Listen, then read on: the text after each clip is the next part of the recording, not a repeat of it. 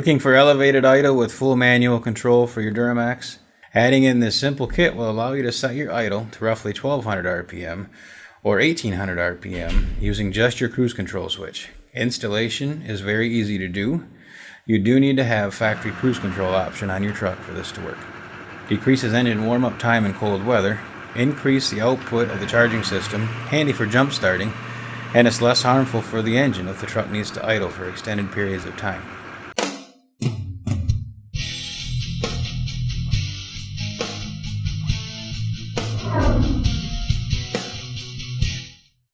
To start installation, remove the TCM cover. It's not completely necessary to do this, but it does allow a little more room down in there. The TCM can be unplugged and set to the side. Again, you can work around it, but it's just nice to have a little extra room sometimes. The bottom plug on the ECM is going to be the C3 connector. In the center of it is a small black tab. Push on that and then release the gray lever and then pull the connector loose. Remove the top cover, plastic cover, and set that aside. We're going to need that again in a second. Once that is removed, cut that little zip tie that holds the wires in. We're going to replace that. Now use a small screwdriver from the bottom side and pull out this little retainer clip. With the connector flipped over, locate the numbers cast into the body, and we're looking for pin 6. So we count across, and I just used a paint marker to identify that for easy. Now we can reach and pull this little blue pin out. That pin is just a plug that we're going to remove so we can reinstall the wire that comes with the kit. The wire slides straight down in there. Push it in until you can kind of feel or hear a small click. Make sure that it can't be pulled back out as well. Just give it a small tug to make sure it's not going to come back out. Once you know it's fully seated, reinstall that large U-shaped plastic piece. It only goes in one way. You'll see that. Just make sure it's fully seated. Then, using one of the zip ties included in the kit, add that green wire in and re-secure the wires.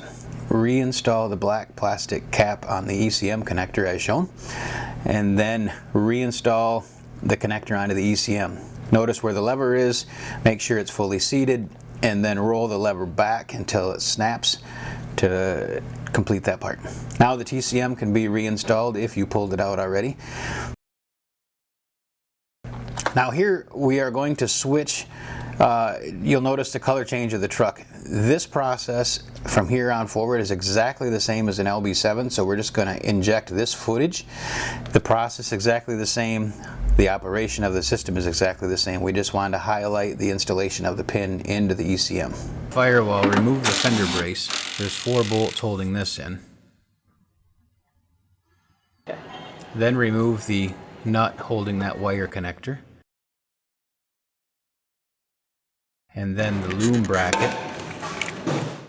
And then lastly the clip holding the firewall insulation in the corner. It just pulls off. Roll the insulation back out of the way and find that small dimple in the firewall. We're going to use this as a center point to drill our hole to run the wire through the firewall. Using a drill bit or a step drill, drill a hole in to fit the grommet. From inside the truck, on the firewall, there is a perforated spot in the insulation with a tab shown. Grab a hold of that tab and just simply pull it off the firewall. Remove the green insulation from around it. That will be centered right over our hole. The grommet gets installed and the wire gets passed through into the inside of the cab. Now remove the connector on the brake switch. It is directly above the top of the brake pedal.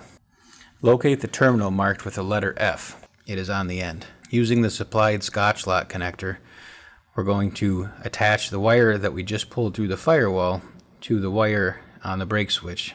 Slide the wire in place and then use a pair of pliers to pinch the crimp together. That will pierce the insulation and lock the 2 wires together, making a connection. Once you know I have a good connection, reinstall the brake switch wiring connector into the brake switch and then tidy up the wire with a zip tie. I like to leave the wire a little long so that if you ever need to take anything apart, it's not so tight you can't work on it. Now push the firewall insulation back in place, installing the retainer, the conduit clip onto the stud, and then that connector with a push-on nut. Now we can reinstall the fender brace, tightening up the 4 bolts. Now that the installation is complete, activation is very simple. To set the high idle, start the truck, push on the set button on your cruise control. Make sure your foot is not on the brake for this. When pushing the set button, the idle should raise to about 1200 RPM. By pushing the resume button on the cruise control, it will raise the idle to 1800 RPM. To disable it, simply push the button again or tap the brake switch. You can also change between the 2 idle speeds by pushing the cruise button. The set button will always be 1200, the resume button will always be 1800. Notice that once the truck is placed in gear or the brake pedal is pressed, the high idle is disabled.